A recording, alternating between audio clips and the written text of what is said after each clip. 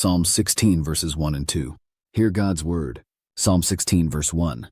Keep me safe, my God, for in you I seek shelter and safety. Psalm 16 verse 2. I say to the Lord, you are my Lord. Apart from you I have no good thing.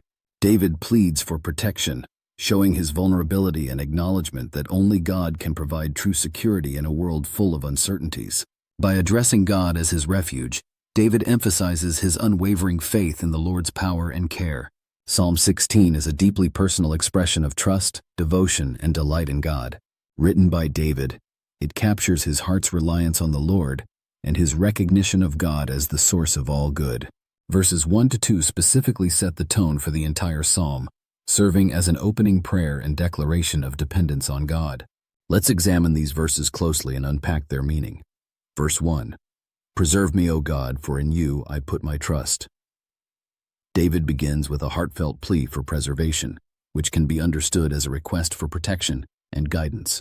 The Hebrew word for preserve implies guarding or keeping something safe, much like a shepherd protects his sheep or a watchman guards a city. This indicates David's recognition of his own vulnerability and his need for God's ongoing care. The phrase, for in you I put my trust, reveals the foundation of David's relationship with God. Trust here is not casual or temporary but complete and enduring. It demonstrates David's awareness that no one and nothing else can provide the security and salvation he seeks. His dependence on God reflects a personal and intimate relationship, built on years of experiencing God's faithfulness in various circumstances, from his days as a shepherd to his challenges as a king. For readers today, this verse is a reminder of the importance of placing unwavering trust in God, especially in times of uncertainty or difficulty. Like David, we can approach God with confidence, knowing that he is our ultimate protector and source of hope. Verse 2. O my soul, you have said to the Lord, you are my Lord, my goodness is nothing apart from you. In this verse, David speaks directly to his soul, reflecting a deep self-awareness and an internal dialogue of faith. This introspective approach emphasizes his conscious decision to acknowledge God as his Lord. The phrase, you are my Lord, is rich with meaning. The first Lord refers to God's covenant name, emphasizing his eternal, unchanging, and relational nature. The second Lord reflects God's authority and sovereignty in David's life.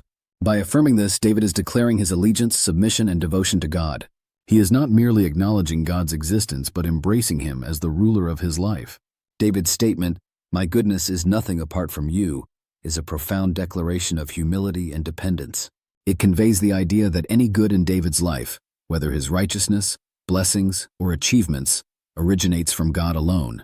He acknowledges that apart from God, he has no goodness of his own.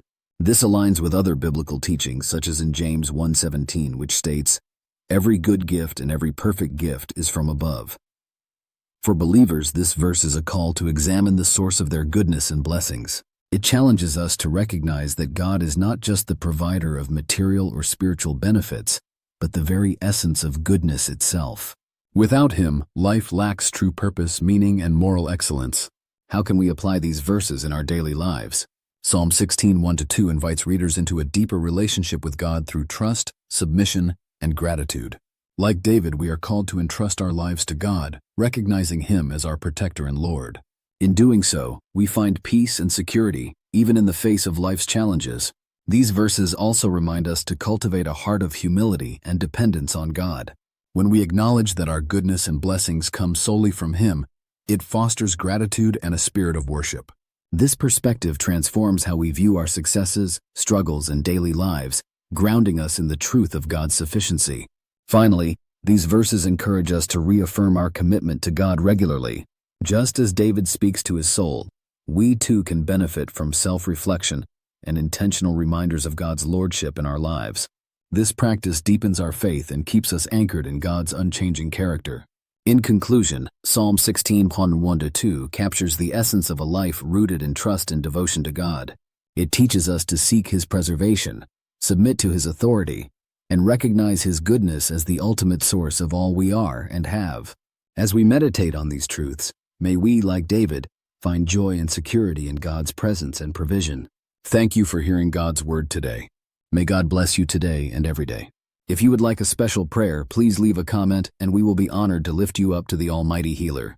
Please give a thumbs up and subscribe to this channel. It lets us know that you enjoy our videos.